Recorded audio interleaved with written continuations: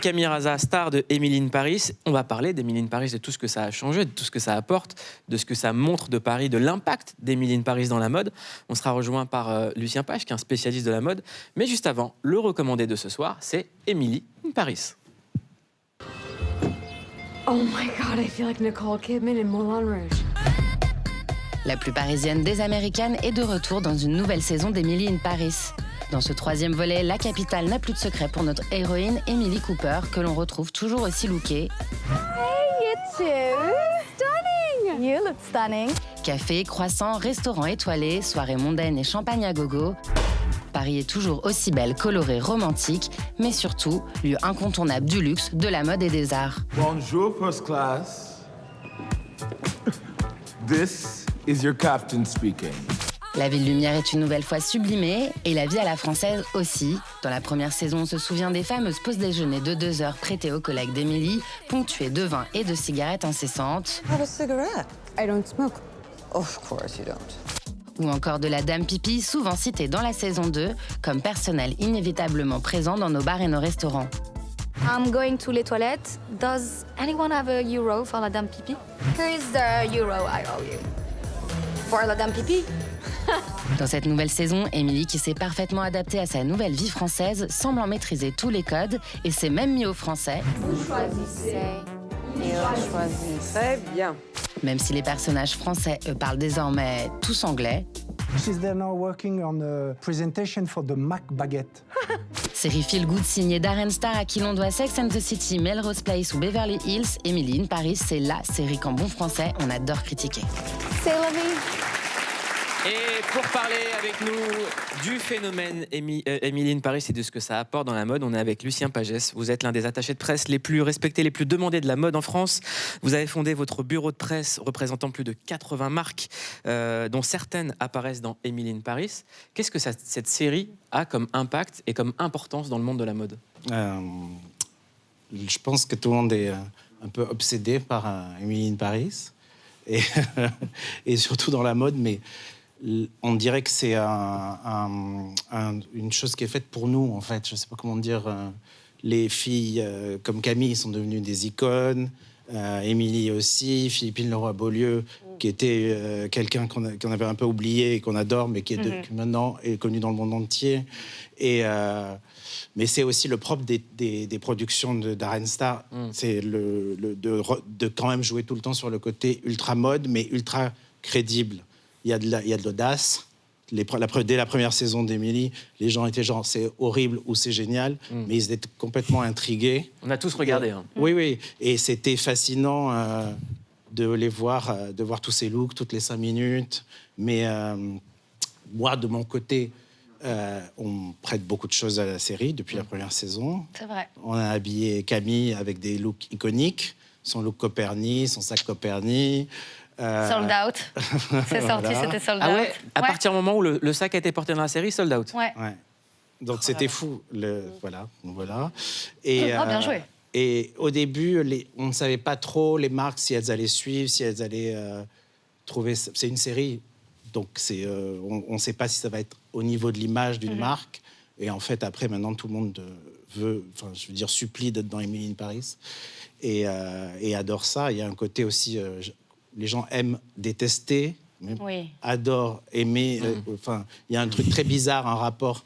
Il y a du love-hate watching, quoi. Ouais. Exactement. Très français, ça. Ouais. On adore détester, non? Ouais.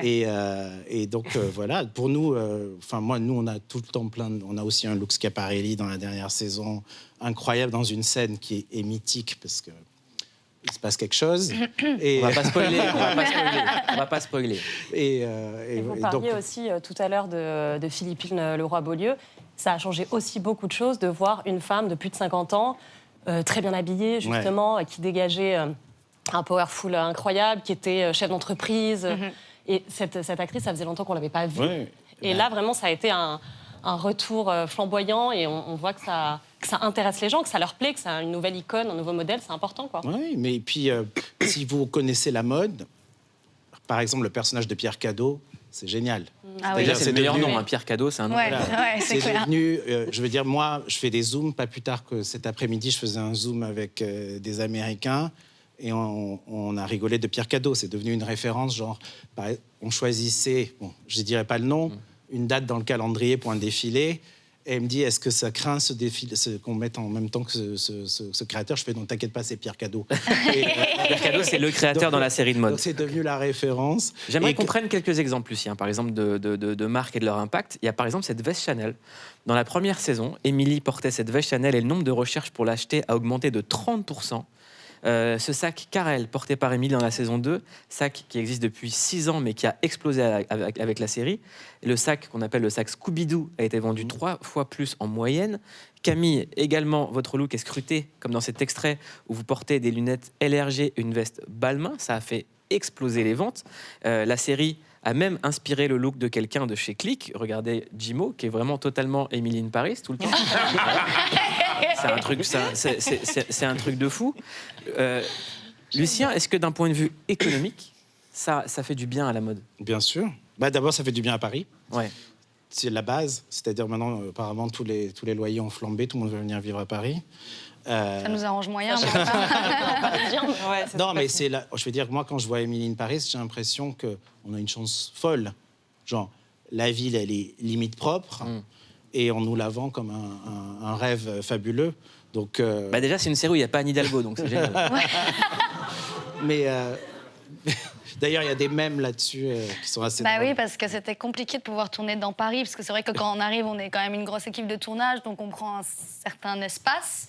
Et donc, on a eu quelques difficultés cette saison 3, Anne Hidalgo, si tu nous entends, pour pouvoir tourner dans Paris. Donc, on a fait beaucoup de choses Elle est dans studio. les embouteillages, là, elle ne peut pas voir l'émission. Ah oui, c'est vrai. Elle est dans son Uber, elle rentre. Exactement. Ouais. Et, Non, sur son vélo. Ouais. Ah oui, sur son vélo. Bah oui. T'as le côté Paris, évidemment. Paris, c'est la mode. Et puis, comme vous l'avez dit au début de l'émission, le nombre de gens qui regardent une série, ce n'est pas comparable au nombre de gens qui vont regarder un magazine, évidemment. Ouais, là, on est presque à 60 millions de personnes dans le monde. Donc là, ça énorme. touche directement tout le monde, c'est-à-dire à Singapour, au Brésil ou à Jakarta, ou je ne sais pas où, les gens regardent Emily in Paris. Donc, quoi que les filles ou les garçons portent, c'est une occasion d'être visible. Et en plus, maintenant, on peut acheter online. Donc, même si on n'est même pas vendu là-bas, on peut vendre le sac Copernic à Singapour. Mais Camille, par exemple, quand tu n'es plus le personnage d'Emily in Paris, est-ce qu'on scrute quand même tes looks sur les réseaux? Est-ce que tu as toujours des fans qui disent « Mais comment est-ce que Camille Arasa est habillée » qui te posent des questions? Ouais, assez souvent. Après, je suis malheureusement pas assez régulière sur mon Instagram et pas assez sérieuse dans mon rôle que j'ai l'impression de devoir incarner, d'entre guillemets... Comment tu as dit icône tout à l'heure, merci. Bon, mais oui, j'ai toujours des questions sur ce que je porte. Dès que je mets une story de moi, j'ai les gens qui me demandent ce que je porte, etc. C'est assez étrange, mais Et toi, tant mieux pour les marques avec qui je travaille. J'ai envie Ça de te dire. plaît toujours d'assumer ce rôle-là ou parfois tu te dis que tu aimerais bien... Très sincèrement, 75% de mon temps, je le passe en pyjama chez moi en train de jouer aux jeux vidéo, donc voilà. Et c'est pour ça qu'on aime Camille Arasa. Est-ce que quand même on peut avoir le modèle de pyjama? C'est Pierre Cadeau, je te jure, c'est vrai. Pierre Cadeau. Et lui suis demander brandée si elle est Emily in toujours Paris. championne d'Europe. C'était sur World of Warcraft? Non, c'était mais sur là, quoi? je suis nulle maintenant. Maintenant, T'as je suis nulle, arrêté, j'ai plus le t'as temps de plus le jouer. temps, Mais en fait, c'est un jeu, c'est tellement chronophage. Soit tu joues 15 heures par jour et t'arrives à un petit résultat, soit sinon c'est mort. Et là, ça me frustre, en fait. Tu es trop modeste. Non, C'est vraiment, trop là, je suis nulle. Alors Vraiment, Camille, là, Lucien, je vous propose de continuer à jouer avec nous, à faire un quiz ensemble. C'est le quiz Emily in Paris ou Emily Really in Paris, ok? Vous êtes prêts? Fumer tranquillement au bureau sans se prendre d'amende. C'est dans Emily in Paris ou à Paris? Une Paris. Oh, à Paris. Paris. À Paris. Emily in Paris, c'est Sylvie Gratton, la directrice qui fume beaucoup dans la série. Ouais. Des Parisiens qui parlent anglais couramment, c'est dans Emily in Paris ou à Paris? C'est nulle part. Non, mais les nouvelles générations, Ouais. je tiens à le pointer quand même, ils sont de plus en Ça plus va mieux. bilingues et ils sont même meilleurs que moi. C'est dommage qu'il n'ait pas de travail. Mais même les chauffeurs de taxi parlent mieux anglais, j'ai trouvé. Un petit peu mieux. Mais Lucien, dans votre milieu, tout le monde parle anglais tout le temps. Oui. Voilà, donc On est c'est aussi obligé. dans la vie de Lucien Pagès. Voilà. C'est vrai. Oui. Le trafic est interrompu sur la ligne 1 en raison d'un incident voyageur. Veuillez emprunter correspondance. Emily in Paris ou à Paris? Paris. Real Paris, ouais. Exactement, c'est à Paris. Des violons et des gens qui valsent dans la rue pour la fête de la musique. Emily in Paris ou à Paris? Les deux. Les deux. Ah ouais. Les deux. Ça, c'est vrai, si. Si, je t'assure. Mais sur les quais. Oui, sur les quais, tout à fait. Il y a même Sur des les trucs de quais, salsa et tout. À Répute, t'as C'est toujours juste des qu'il y a petits une- vieux qui Bah, du coup, c'est dansent. moyen accordéon. Il y a juste une meilleure lumière dans Emily in Paris. C'est juste ça, Ouais, surtout. meilleur mais- danseur. Ouais, Et probablement. ouais, je pense à un moins d'alcool. La fête de la musique, donc dans Emily in Paris, ça ressemble à ça. Vous pouvez commenter, regardez à quoi ça ressemble. Une fête de la musique. Il n'y a, Ah oui. pas une embrouille. Il n'y a pas de mec bourré. Voilà. Il n'y a pas une canette par terre. Il n'y a pas de 8-6. Il n'y a rien. Il n'y a pas de. il y a C'est pas de- détendu et ils sont 12. Ouais. Il n'y a pas de techno des autres. Ils sont 12. Ils sont 12. Mais c'est magnifique, moi j'ai envie d'y aller. Normalement, Ah, c'est c'est beau. carrément des bières, de la techno et les Tu gens. peux pas bouger. Pas un klaxon. Exactement. Et maintenant, j'aimerais vous montrer la fête de la musique à Paris. C'est ça. Allez, J'adore. let's go. C'est près de l'eau, ça. C'est C'est très encore plus important. dangereux. Voilà, c'est des gens Allez. qui veulent risquer leur vie. pour, Incroyable. C'est parfait. Voilà. Bah, c'est fait exprès. Hein. Jacques Lang, Oui, il est par là. ouais, il doit être dedans. On continue le quiz. Quelqu'un qui crie priorité aux piétons, connasse. C'est dans Emily in Paris ou à Paris? Dans les deux, hein. Hein Les deux. Les deux, Emily ouais. in Paris, non? Très bonne réponse, Lucien. C'est Pierre Regardez. Cadeau. Regardez en image. Ah non, mais je viens de comprendre le jeu. Ça. What is he doing here? Care to explain, Emily? Priorité aux piétons, connasse! I'm fine! C'est la 12e fois qu'il monte la vidéo des guêpes. Aller de Gare de l'Est à Saint-Tropez dans un train de nuit avec couchette en bois et dorure. C'est dans Emily in Paris ou à Paris? Emily in Paris. Évidemment. On aimerait bien. Heureusement, on aimerait Non, bien Frézy, que ce on l'a soit fait vrai. une fois, ça. On l'a jamais fait, Mouloud. Non. J'aurais aimé, mais je crois qu'on l'a jamais fait. J'aime bien rêver de trucs avec toi. Regardez l'image.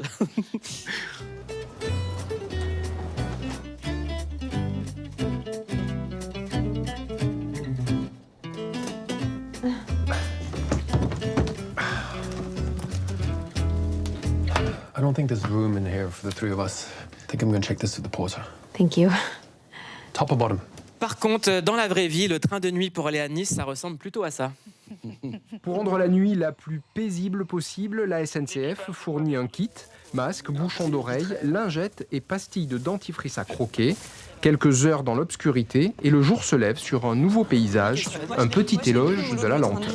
Ah, c'est horrible. Moi, j'ai une mini question, c'est avec tous les trucs super beaux qu'on monte dans Emily in Paris, est-ce que vous n'avez pas peur de créer des dépressions chez les touristes quand ils vont voir le vrai Paris, tu vois? Tu t'imagines, t'as couché, t'es... Ouais. Parce qu'il y a plein de petites craintes là-dessus. Il y a le syndrome, le syndrome japonais, ouais. Qui existe déjà, ouais. C'est tellement beau. Bah, Comment- ouais. Qu'est-ce que ça dit de la mode en France et de sa vitalité, Lucien, cette série? Je ne sais pas si ça dit quelque chose de la mode en France. Ça dit que la France, c'est la mode. C'est plutôt ça. Donc, pour le marketing, c'est génial. Exactement. Ah Cette oui. semaine, on aura appris que Zidane, c'est la France et la France, c'est la mode. Voilà. Ça veut dire que Zidane, c'est la mode? Et Zidane, c'est la mode. Je me souviens d'une photo où il a des ourlets immenses de jeans qui viennent quasi jusqu'à genoux. C'est son seul petit couac dans sa carrière. Camille, dans un instant, le CQFC, ce qu'il faut cliquer. Et toi, tu nous recommandes une série qui s'appelle Devil in Ohio. Tu cliques dessus, pourquoi? Bah, moi, j'aime bien les trucs un petit peu dark, un peu thriller, qui mélangent une histoire de secte. Moi, je clique tout de suite, ça c'est sûr. Je suis la cible parfaite pour ça. Et là, en l'occurrence, c'est sur cette jeune fille donc, qui appartient à une secte et qui essaye de s'en sortir. Et il se passe des trucs un petit peu fantastiques. J'ai toujours peur de spoiler. Je suis pas très bonne pour pitcher non plus. Non, c'est Mais, très très bon pitch. Très bien. C'est un mais- super pitch. Ok, super. Ouais. Tout le monde a vraiment- envie d'être dans cette ambiance chelou. Dans une secte aussi. Ouais. Non, mais les Je deux rêve actrices, la d'être petite, elle est embrigadé. vraiment Fais une formidable. secte, frère. Mais je rêve d'être embrigadé dans une secte. Comment on l'appelle? Tout La secte oublier, de me dépouiller de tout, t'oublies tout, On c'est l'appelle génial. la petite sait. C'est très bien. moi, Il n'y aurait que des légumes. Que des légumes, exactement. Chaque soir, pas d'algorithme, mais une rédaction qui vous recommande sur quoi cliquer, c'est le CQFC de Click. Mieux qu'un algorithme, la rédac de Click vous dit sur quoi cliquer. La série qu'on adore détester comme la ville qu'elle représente, c'est Emily in Paris, sur laquelle on clique évidemment. Dans cette 3e saison, on retrouve l'américaine Emily dans ses pérégrinations romantico-professionnelles dans les quartiers huppés de la plus belle ville du monde. You changed my life. It's not either or. Are we really here to just love one person? We We always talk about work-life balance, and right now I am all about life. Ooh, you know I love when a story starts like that. Il y en a un qui aurait bien aimé tomber sur Emily dans les rues parisiennes. C'est Brian qui reprend le concept américain de demander aux gens dans la rue combien ils payent leur loyer et s'il peut venir filmer leur intérieur. Salut, excuse-moi. Ouais. Tu payes combien ton appart étudiant à Paris? 490 pour 10 mètres carrés. Je peux visiter? Vas-y. Ça, c'est de la vue. Franchement, tu kiffes ou pas? La vue, la nuit, exceptionnelle. Bah, bienvenue dans mon 10 mètres carrés. La petite cuisine. Ok. J'ai un micro-ondes, un petit four qui a brûlé récemment. Aïe, aïe, tu l'as brûlé en faisant quoi? En faisant des cookies. Pour conclure en musique, on clique sur le dernier projet des pionniers de la French Touch, Alan Braxe et Falcon, qui signent leur retour avec Creative Source, du groove à souhait qui rappelle les sonorités des débuts de l'électro-hexagonal.